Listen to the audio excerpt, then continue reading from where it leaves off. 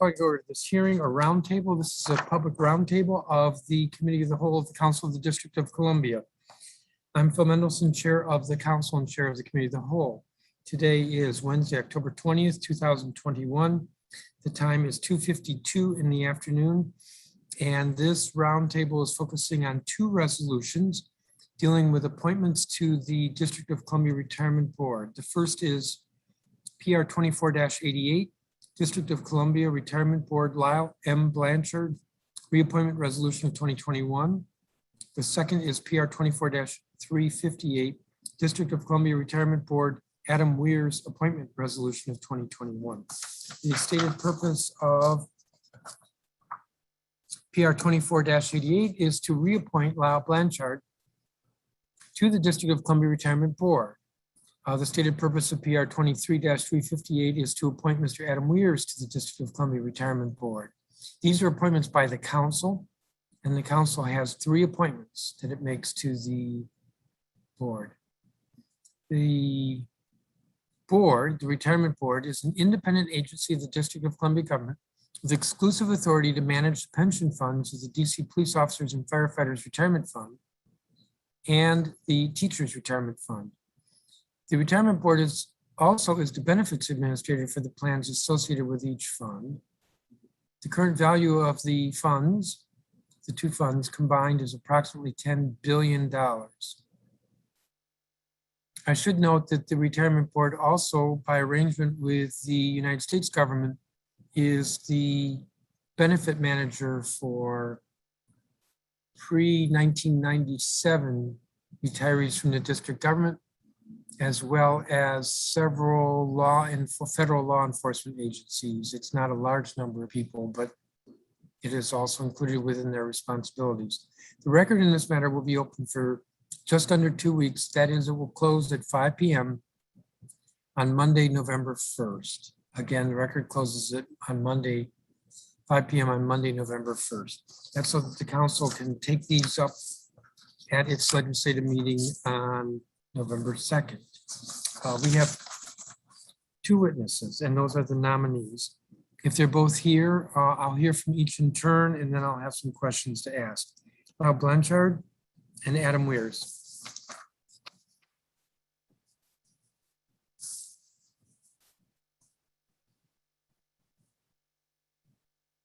Good afternoon, Mr. Blanchard. Do you want to start?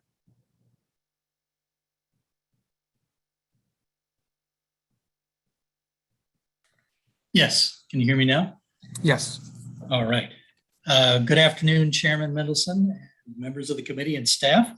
I'm Lyle Blanchard, and I'm pleased to appear before you on this proposed resolution. I want to thank Chairman Mendelson for both introducing the reappointment and holding this hearing today.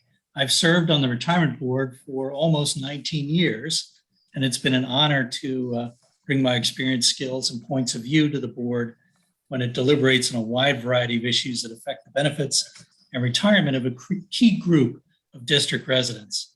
As you know, I was in public service with the district government for 15 years, both in the executive branch and with the DC Council, before leaving for private practice as an attorney. I've been a district resident for 36 years, and it's in large part due to my ties to the community and its employees that I welcome the opportunity to serve another term on the board. I want to give back to district teachers, firefighters, and police officers whose retirement benefits we as board members are sworn to safeguard through multiple duties of care, skill, diligence, loyalty, and as we act as fiduciaries over the two funds, the Teachers Retirement Fund and the Police and Officers Firefighters Retirement Fund. I'm proud to say that through our efforts, those of my colleagues on the board and the expert staff at DCRB, we've managed to guide the funds through yet another difficult economic period, which unfortunately is ongoing, and remain fully funding on an actuarial basis. The key to continued success of the board we'll be having experienced professionals such as myself and hopefully Mr. Weirs serve on the board. As noted in my responses to the committee's questions, I am a member of the Benefits and Investments Committee and chair of the board's legislative committee. I want to correct one response to the responses that I filed with the committee. Question 15, I mentioned that our net returns for fiscal year 21, which just ended last month, and so they were still coming in. I think I said they were about 23%. They're actually 20.6%, which is still 20.6%. Each time you've said that, it's gone out. Say the number again slowly. 20.6%. 20.6. Okay. Yeah. And the market value of the funds as of the end of the fiscal year is 10.8 billion. And as of 2 days ago, it's gone up to 11 billion. So fiscal year to date, which is of course very short at this point, we've had a percentage return of 3%, but the fiscal year is far from over. So hopefully those returns will be good by the time we get to September of next year. I hope that the committee and the council consider my appointment favorably so that I may have an opportunity to work with you, Chairman Mendelson, and the rest of the council members to ensure that the retirement benefits of teachers, police officers, and firefighters will benefit from our collective efforts to safeguard their funds now and into the future. Thank you for this opportunity to provide testimony concerning my nomination for the appointment. I'm available to answer any questions you may have. Thank you, Mr. Blanchard. We don't have a copy of your statement, and I understand you'll be submitting it. That's correct. A little networking glitch with my office. I'm working remotely today, so I will submit it for the record. Thank you. Mr. Weirs, do you have a statement? And good afternoon. Yes, sir. Good afternoon. There we go. Good afternoon, Chairman Mendelson and members of the committee. My name is Adam Weirs, and I am grateful to be here with you today to share my thoughts on my nomination to the DC Retirement Board. I have been a district resident for more than 15 years, and in that time have grown to love the district and consider it my personal and professional home. While everyone's definition of home may be a bit different, to my mind, a part of earning the right to call a place your home is being civically engaged in the life of the city. One way to accomplish this engagement is by actively serving the people in communities and organizations who make up the fabric of the city in question. This kind of approach to engagement and community service is something that was instilled in me by my mother many years ago, and I am proud that a large part of my time in the district has been living out this approach. It is through this lens that I approach the opportunity to serve the DCRB, and it is this perspective that causes me to be more excited about this role than any other board I had previously served on. As an independent agency charged with the stewardship, management, and administration of the financial resources housed within the District of Columbia Police Officers and Firefighters Retirement Fund and the District of Columbia Teachers Retirement Fund, the DCRB fulfills a role of astounding significance. To be entrusted with the stewardship of the resources which are held in trust for more than 20,000 current and former police officers, firefighters, and teachers is a responsibility of the utmost importance and one that I plan to approach as humbly as I know how. To consider the years of heroic effort, of sacrifice and toil, and of faithful service represented by these program participants is to have a glimpse into the elements that make up the very foundation upon which this city has been built. I would consider it no small honor to have the opportunity to utilize the skills and talents that I have been equipped with to continue the legacy of success that DCRB has enjoyed in recent years. These skills and talents have been honed by years of service on boards of other anchor institutions in the district, like Dan's Place in Brookland and Miriam's Kitchen in Foggy Bottom. They have also been shaped through my 20-year professional career, which includes 4 years as a financial auditor at Deloitte and 16 years as a commercial real estate developer at Trammell Crow Company. They have further been refined by active participation in 4 separate investment committees, one in my role as a current trustee for the National Housing Production Foundation, and 3 spanning U.S. and European operations in my current role as Chief Operating Officer of Trammell Crow Company. It is not lost on me that over the years, DCRB's leadership has managed the combined funds into a position of being more than 100% funded, a rare occurrence within the world of defined benefit plans. Not only should this track record of success be lauded, but all efforts should be made to find ways to improve the fund's position even further. Rather than rest on its laurels, DCRB leadership should seek to achieve new levels of success and elevate its expectations even further. I have no doubt that the current leadership team shares this perspective, and I look forward to contributing my time and effort toward this goal. I am by nature a curious person who is always interested in learning and expanding my knowledge base.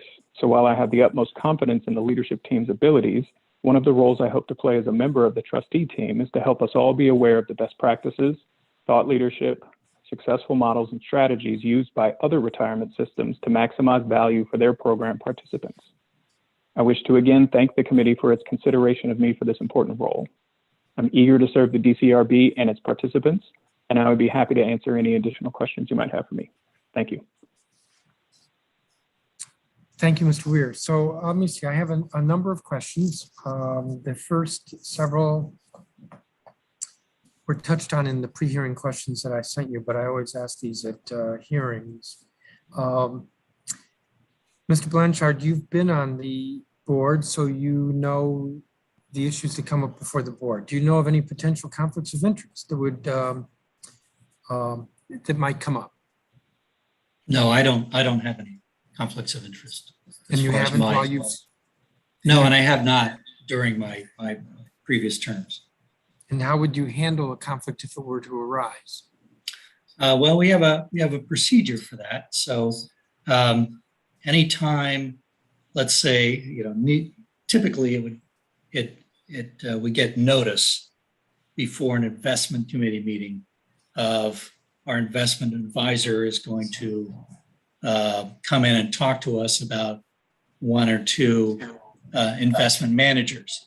And so we get notice beforehand in those pre-meeting materials, and there's a disclosure form that says that we have to fill out or should fill out. And then at the meeting itself, we have the opportunity to say, before anything starts, the chair of the investment committee or the chair of any committee, if we were considering a contract, let's say, in the operations committee, would ask on our record, does anyone have a conflict? And if so, they need to disclose it now if they haven't already filled out the form. So if I had a conflict, and I think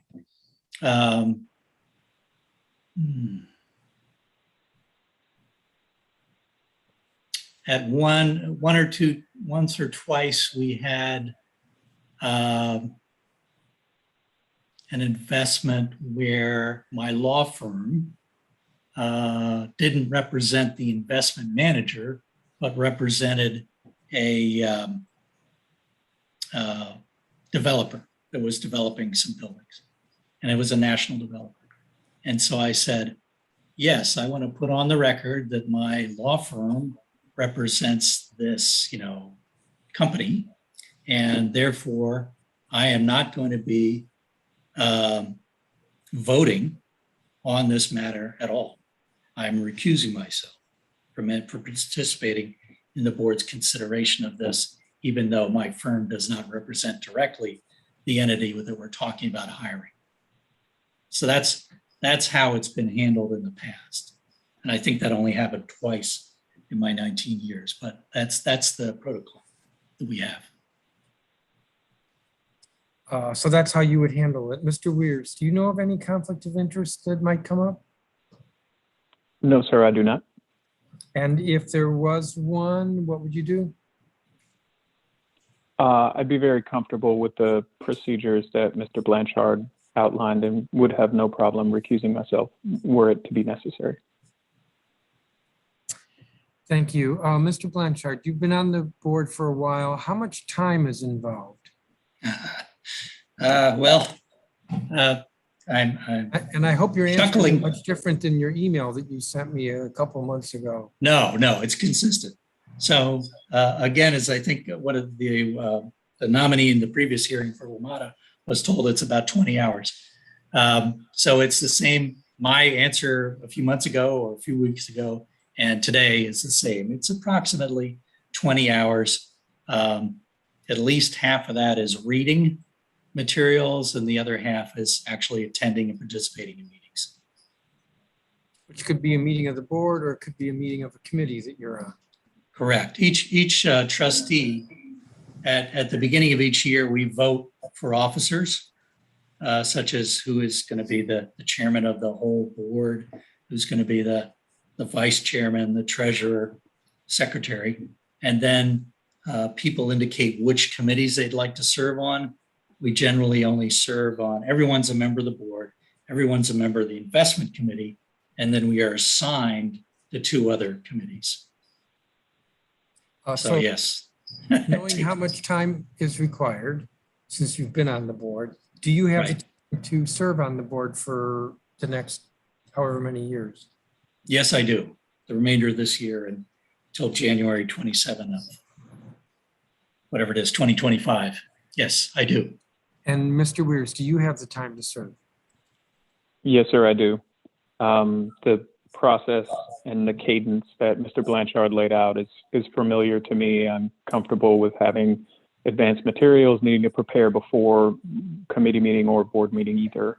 And very comfortable with the current time commitment. I would also say, to the extent it needed to change or increase, I'm comfortable with that as well. I've served on enough boards to know that sometimes organizations go through phases and time commitments need to change, and that's okay.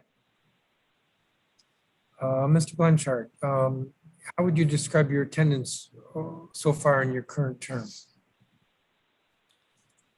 So far, I think I've only missed 1 or 2 meetings. And as you know, with COVID, it's been a little bit more, it's been a transition from meeting in person to meeting remotely. But other than some technical glitches with attending meetings, my schedule's been very good, I would say. Mr. Blanchard, do you have any outstanding liability for taxes, fees, or other payments to the district or federal governments? No, I do not. Mr. Weirs, do you have any outstanding liability for taxes or fees to the district or federal governments? No, sir, I do not.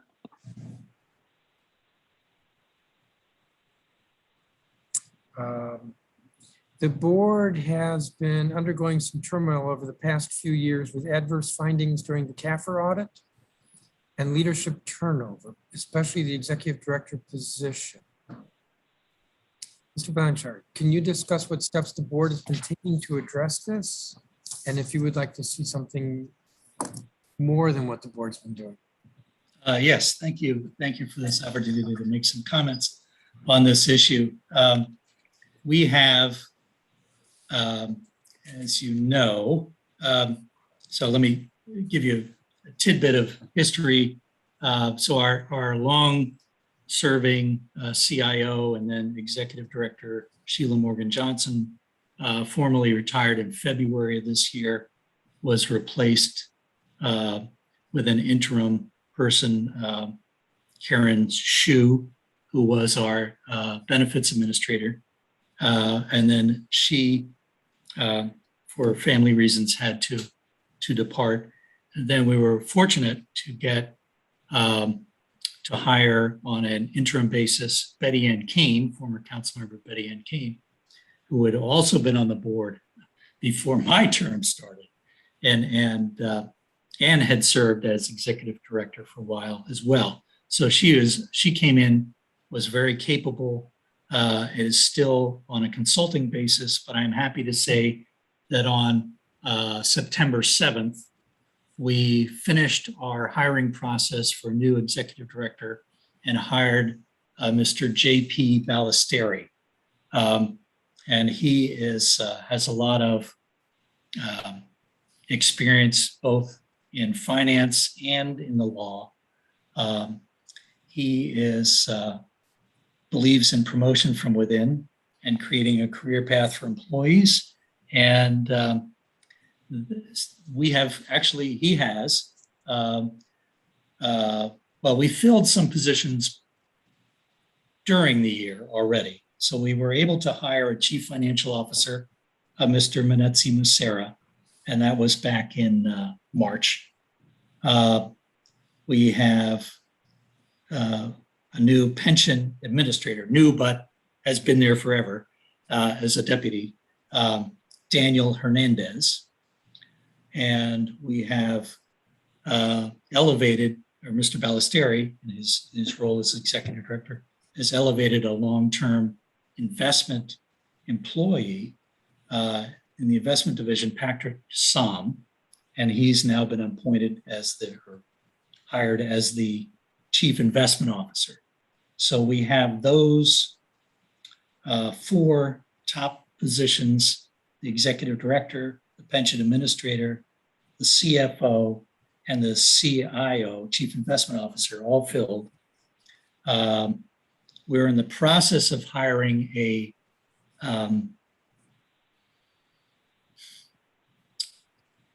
I don't know what the exact title is, but it's somebody working under the CFO to handle procurement.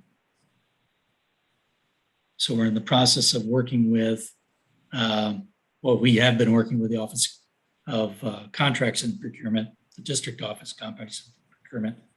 Over the past year, we're renewing my understanding is we're renewing an MOU with that agency for another year, but we are actively seeking to fill a procurement, I don't know if it's administrator or someone at that level to handle procurements. And they've hired like 14 other positions. I will, as an addendum to my testimony, submit you this calendar year to date list of positions filled. Aren't there still some senior positions that are vacant? The pension administrator position is vacant. No, you said you. I'm sorry, that's Mr. Hernandez. The procurement position is vacant. The internal audit position is vacant.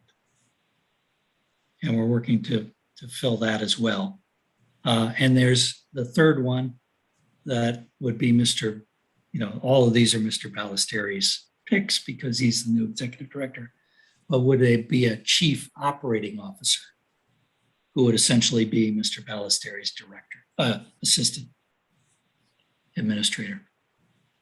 So there's 3 senior positions that are vacant right now: procurement, correct, internal audit, and chief operating officer. Correct. Okay, so does this mean, in your view, that the agency is getting on stable footing? Much, much better than it was 6 months ago, yes. And so I can sleep at night and you're no longer concerned? You can sleep at night, but I will remain vigilant because I want to make sure that we get the CAFR in on time and that it's correct. Okay. Mr. Weirs, you have not been on the board, so you've not experienced any of this. I don't know if you looked into this at all prior to the hearing. Do you have any assessment or observations about this? I would certainly withhold judgment. I have done a little bit of homework just looking at publicly available information, meeting minutes, et cetera. But, it's really hard, having not been a part of the team, been in conversations, to really know or make an assessment. But I'm eager to get on board. I'm eager to understand the lay of the land and figure out what I can do to help in, what is still a transition period, right? With new leadership coming on board, needing to figure out how to take advantage of staff that have been around for a long time and the institutional knowledge to make sure nothing gets lost. I've been a part of boards before that have gone through transitions. They're not easy, but oftentimes when managed well, they can be really great pivot points for an organization. So I'm very eager to jump in and roll up my sleeves. Now, Mr. Weirs, you're being appointed to a seat that has, quote, professional experience in the banking, insurance, or investment industry, unquote. Can you say more about your applicable experience? Yes, sir. I have certainly had a significant amount of experience in the investment component of that categorization. And in my current role, spend a lot of time on investment committees, making investment decisions on a platform level for an organization that is one of the largest commercial real estate development firms in the country. So very familiar with the processes and terms and risk management and assessment tools that one would need to make smart and proven investment decisions. Obviously, I've never sat on a retirement board before, but I do feel like I'm coming equipped, will be very familiar, and may even be able to contribute some things that I have learned in other scenarios, being on an investment committee, understanding how to help one function and function effectively. But in a succinct way, I would say I have had a lot of experience as an investor in the majority of my professional career. Thank you. Mr. Blanchard, so you've been on the board for a while. Do you see any distinction between the role of the mayoral appointees and the council appointees? And if there is any distinction, how do you balance that? That's an interesting question.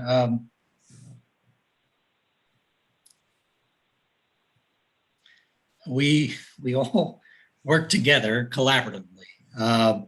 And so, as you know, the rest of the other 6 members, besides the council and mayoral appointees, are the elected employee groups, retired and active, and then an ex officio person that was Bruno Fernandez, and now is Carmen Pigler from the OCFO's office. But the mayoral appointees report to the mayor, in essence, and I and Joe Bress and hopefully Mr. Weirs report to you and the council. So but collectively, we all have the same responsibility. Both mayoral and council are beholden to the employees, to the invest. Well, in practice, have you seen, since one reports to the mayor and the other reports to the council, have you seen any practical difference? No. We're all In it together. In it together and opinionated on all kinds of issues. So I don't see any practical difference between the two of us. All right, I have 3 more questions. You will know this better, Mr. Blanchard, because you've been on the board, than Mr. Weirs, and that is divestment. Where are we with divestment? And that's talking about divestment from fossil fuels. And if you don't know the exact percentage, that's okay, but roughly where are we? Roughly, we're not at 0, but if we have any investments, it's probably something like 0.5% to 1%, which is still several $1 million. But we have, every time we hire a manager, we tell them we have ESG, environmental and social governance policies, and make that part of our investment agreement, so that they have to actively monitor to make sure that they are not, and they have to actively report to us. We have this, unfortunately, this rule that requires us to under as fiduciaries to only replace an investment if we can find something that's making an equivalent amount of money or better. And unfortunately, the petroleum companies are still getting good returns. But I agree with the council and global warming and climate control, climate issues are way on all of us. And we, through our ESG policy, push to make it as little as possible. But I will find out the exact number and let you know. Because as you know, I've gotten pressure to legislate in this area, and I'm reluctant to legislate how the board makes investment decisions. So if the board can get there on its own, and the board has largely divested, you used to have Correct. Or in the way of holdings. That's right. I think we might have had important. something like 5%. So to get it down to 1 or less is an accomplishment, and we do take not investing in petrochemicals as a serious issue.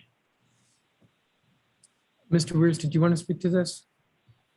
Yeah, perhaps I shouldn't, and at the risk of wading into a topic that will get myself in trouble, I can't help it, because I do have some thoughts on this topic, and it's not even necessarily specific to ESG or fossil fuel divestment, but it kind of speaks to the general point, I think, Chairman Mendelson, that you were making about the need for the board to have flexibility and to have high-level goals like an ESG commitment, but to be able to meet them in a way that is most appropriate for the fund as a whole. And as an example, what I might point to is there are other pension funds, California State Teachers Retirement System as an example, that have as a strategy for effectuating their ESG goals actually decided not to pursue divestment of fossil fuel related companies, but instead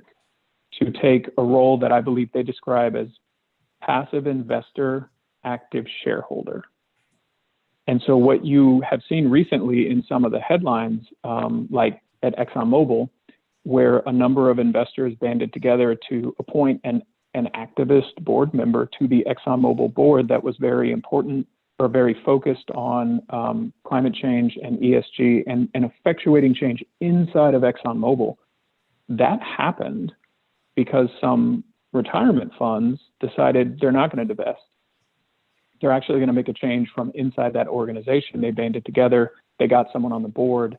And I mean, there was a headline again today about some of the potential changes that may be happening inside of that organization as a result of, basically activist shareholders. I'm not necessarily suggesting that's the right way. I'm not suggesting that divestment is the wrong way.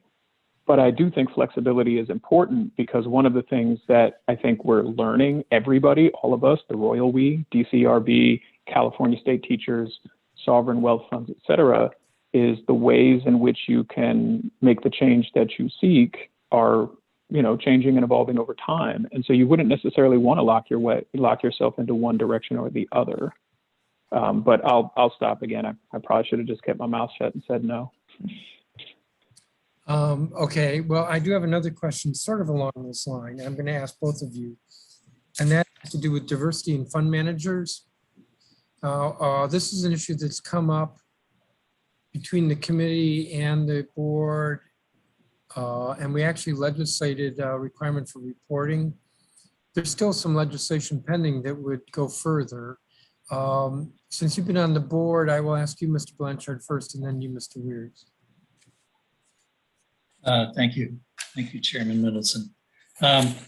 Yes, so we have been reporting, and I think that is the best way to address it. The board is diverse. So there are minorities on the board. Our staff is heavily made up of minorities. And that's a good thing because it gets all kinds of perspectives on life in general and investments in particular. And we Our investment advisor, Makita, has done a study finally and recently, which if we haven't shared with you, I'd be happy to send a copy of that. It's still preliminary. We have the issue that we have actually, as of the end of June of this year, 41% of the board's active market managers were diverse firms. And that measurement is at least 30% of the ownership and gender, racial diversity threshold met.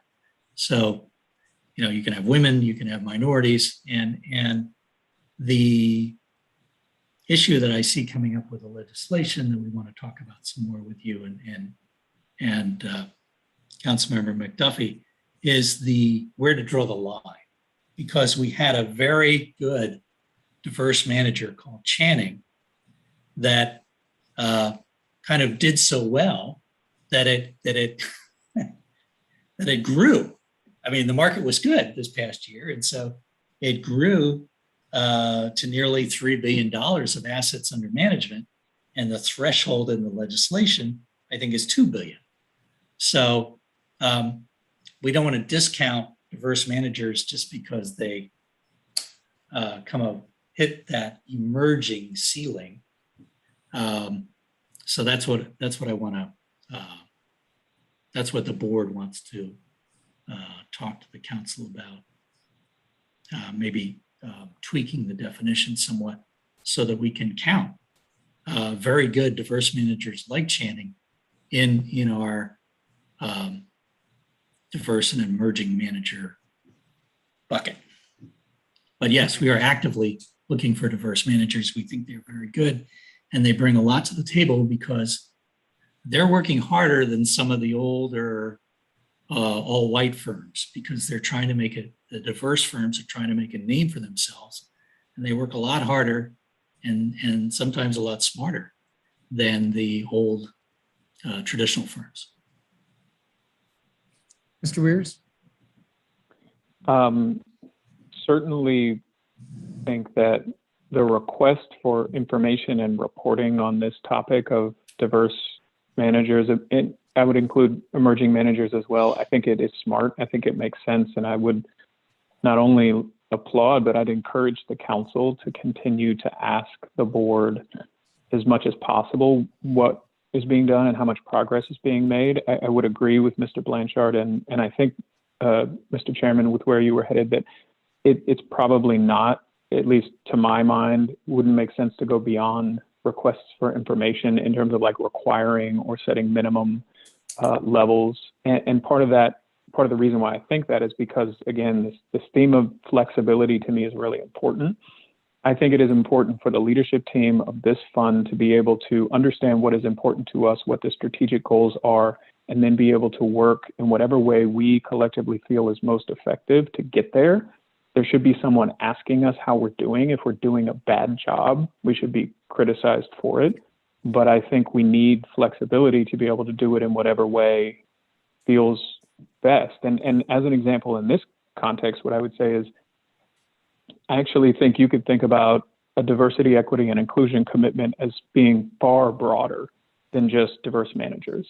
And you could think about, regardless of what your makeup is for diverse managers and non-diverse managers, how are we as an organization asking all of our managers what they are doing to help us achieve our diversity, equity, and inclusion goals? And so if we have non-diverse managers, they shouldn't be off the hook. We should be having a conversation with them as well about what they are doing. They may not be diverse management firms, but that's okay. They can still have influence. They can have influence with their ultimate investments. They can do a lot. And I think that the board should be empowered to be able to make that kind of decision and then ultimately report to the council and be accountable for whether or not we're making the progress that we want to make. Thank you. My last question is a commitment to the current actuarial assumptions. Mr. Blanchard. Can you describe what the more important assumptions are, and are you committed to them? Well, the most important actuarial assumption is for DCRB is the investment return goal. As you know, that's 6.5%. And years ago, when I first joined the board, I think it was, and that was a while ago, it was about 7.5%. We lowered it to 7. And then maybe 5 years or so ago, we lowered it to 6.5, which is still pretty low for a lot of pension funds, a lot of government pension funds. Thankfully, we're not Detroit or some other places that have a huge hole and therefore have to have a super high return goal to try and fill that hole, which is unrealistic and very difficult to reach. The other actuarial assumptions are things that we do to kind of achieve returns long term.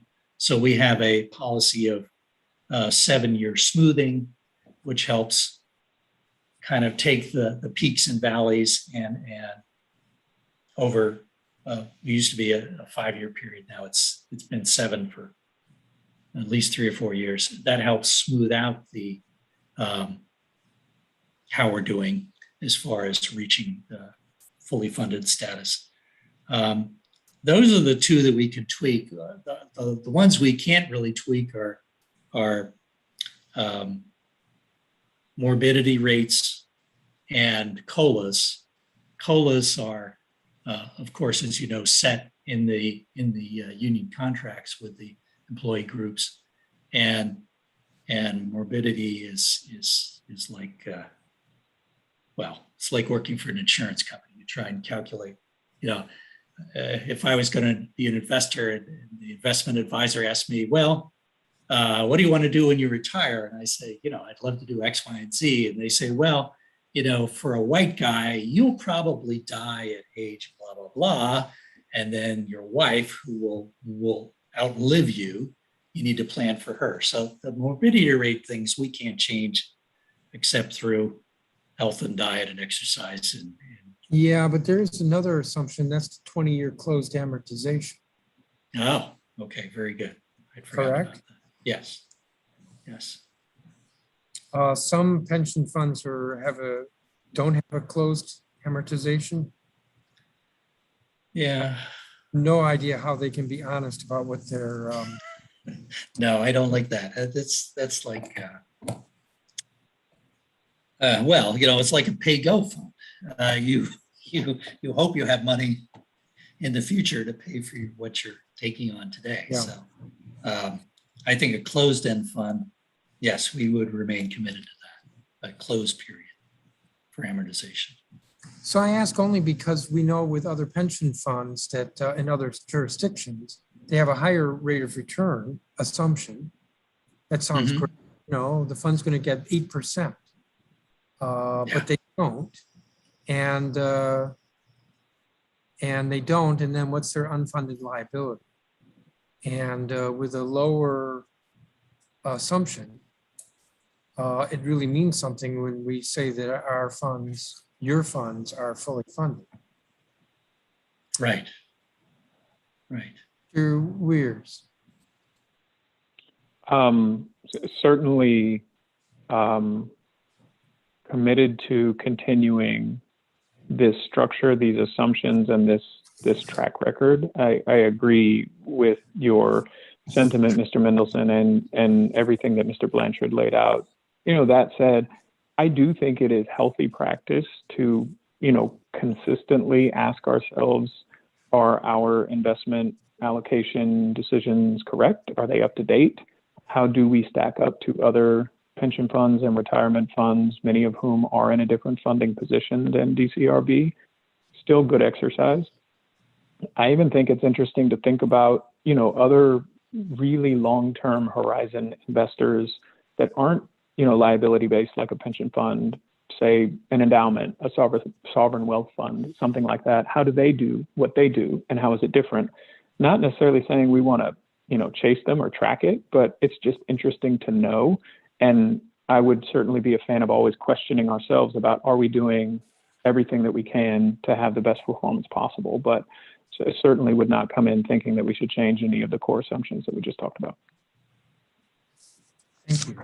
Right, and Mr. Mendelson, the board is actually reviewing those assumptions currently. So if those, we want to stay on track as far as being fully funded, so that we do routinely review both the actuarial assumptions, and we also recently reviewed our asset allocation policy as well, so that we can be in the right parts of the market to get the returns we need to remain fully funded. Yeah. Give me just a second.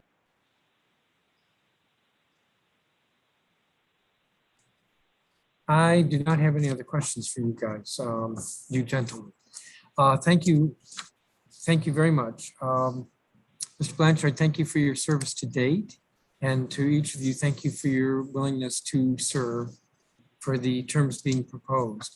If there's anything else you wish to add, the record's open until 5 p.m. on Monday, November 1st.